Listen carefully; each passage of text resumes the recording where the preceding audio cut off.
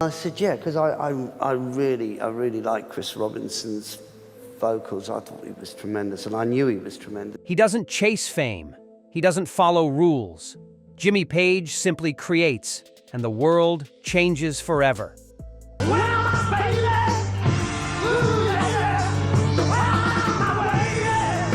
For over 50 years, his guitar has built kingdoms from silence. There are faster players, louder players, but no one else sounds like him. The idea of Stairway was to have a piece of music, a composition. No one else ever will. He was the architect of thunder, the master of the studio. When other bands played songs, Page painted the sound itself.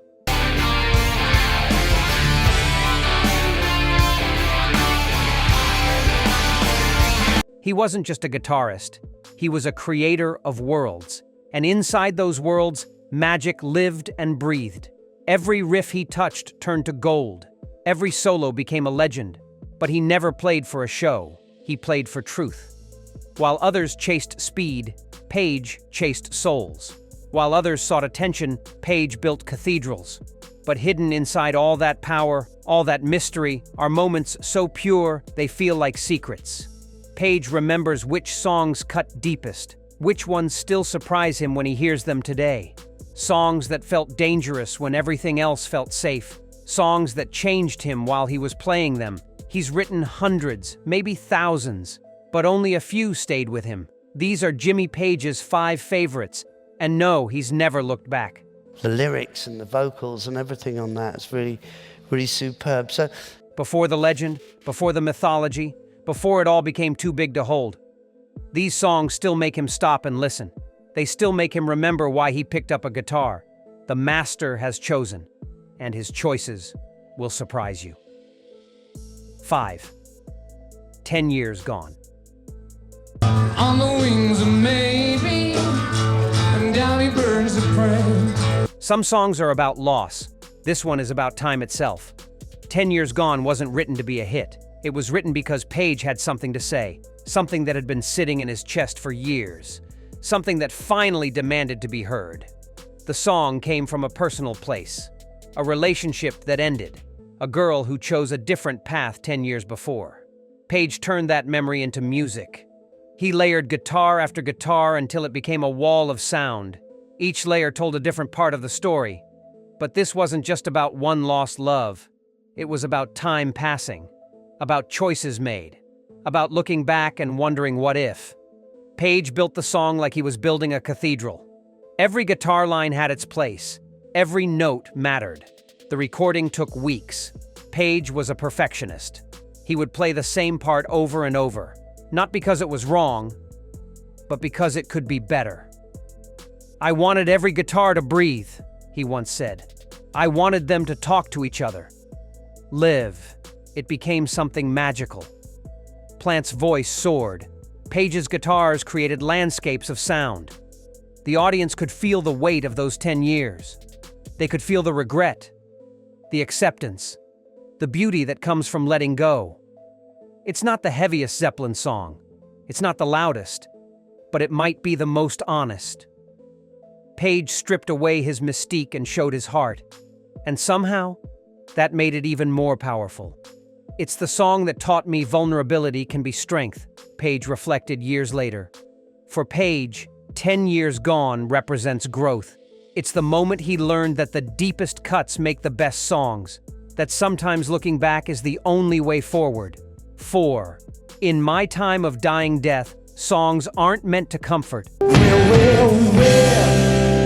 I could die easy. This one was meant to conquer. In My Time of Dying started as an old blues song, something that had been around for decades. But Page heard something different in those ancient words. He heard a chance to make history breathe again.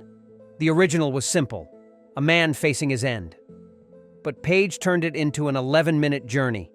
He took that old slide guitar and made it weep, made it scream, made it tell stories that words couldn't touch. This wasn't just a cover, this was resurrection. Recording it was like capturing lightning. The band was on fire.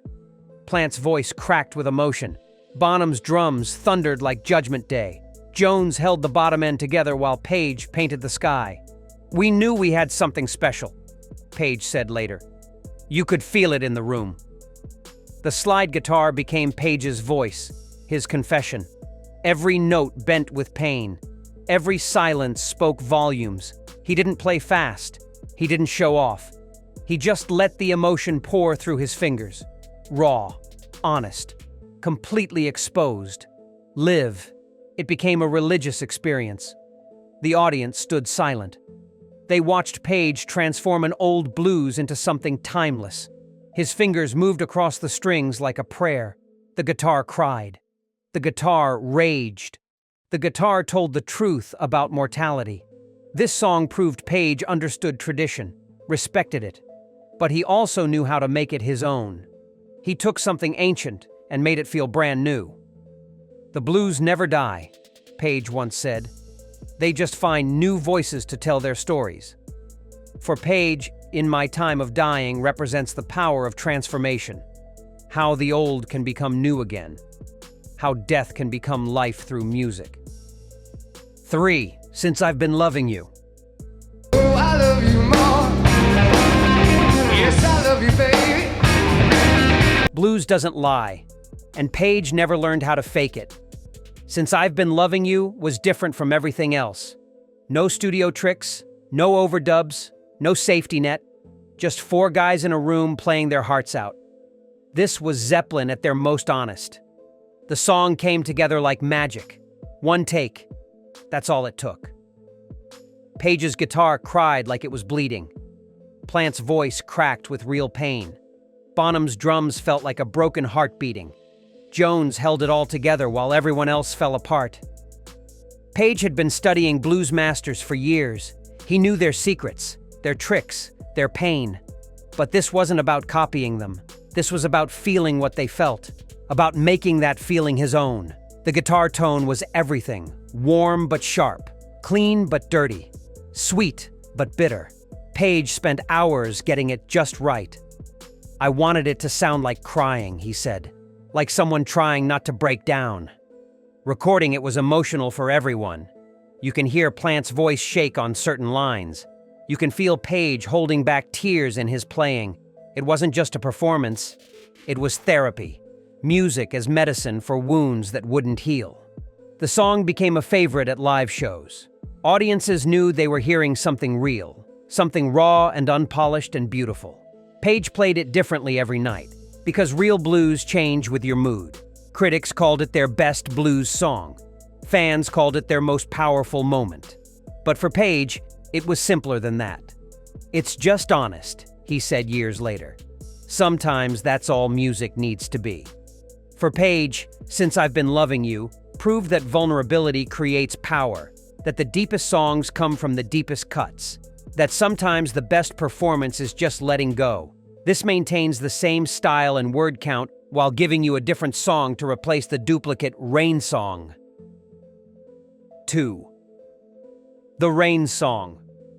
It is the summer of my smile. Not every storm needs thunder. Sometimes it just needs to fall. The Rain Song came from a challenge, a dare, really. A journalist said Zeppelin couldn't write ballads, said they were just noise and power. Paige took that as a personal mission. He sat down with his guitar and started to dream. What if rock could be soft? What if heavy could be gentle? He found melodies that floated like clouds, chords that moved like water. This wasn't about proving critics wrong. This was about proving himself right. The recording was delicate work. Every note mattered. Paige layered acoustic guitars like painting with light. He added strings. He added space. "I wanted it to feel like actual rain," he said. Soft at first, then building into something bigger. Plant's voice became the wind in this storm, gentle whispers that grew into powerful calls. The lyrics painted pictures of love and longing. But it was Paige's guitar that made you feel the weather, made you smell the rain before it arrived. The song changed how people saw Zeppelin. It showed they had hearts beneath all that power, that they could make you cry as easily as they made you rock. Critics who called them just heavy metal had to think again. This was art. This was poetry in motion. Live, it became a moment of peace in their wild shows. Audiences swayed instead of head-banged. They closed their eyes and let the music wash over them. Paige played it like he was painting the sky. Soft brush strokes that created entire worlds. The song became a turning point for the band. It opened doors to new sounds, new possibilities. Paige had shown that power didn't always mean volume, that emotion could be louder than any amplifier, that true masters could play with both fire and water. For Paige, the Rain song proved versatility was strength, that the best artists could whisper and scream, that sometimes the quiet moments hit the hardest. It taught me that music has no limits, Paige said. Only the ones we put on ourselves. 1. Kashmir.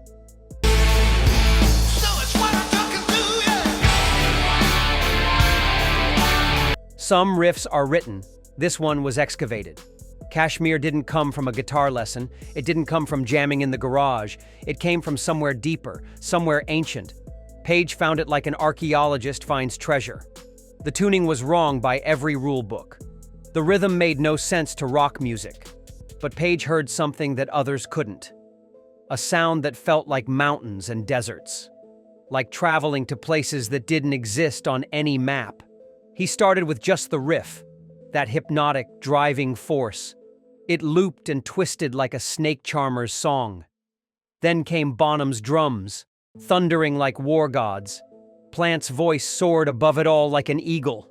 Together they created something that transcended rock. Recording Kashmir was like building a pyramid. Every layer had to be perfect. Every sound had meaning. Paige used orchestras. He used exotic instruments. He painted with sounds that rock had never heard before. I wanted it to feel like a journey, he said. The song changed everything for Paige. It proved rock could be spiritual, could be mystical, could transport people to other worlds. This wasn't just music. This was magic.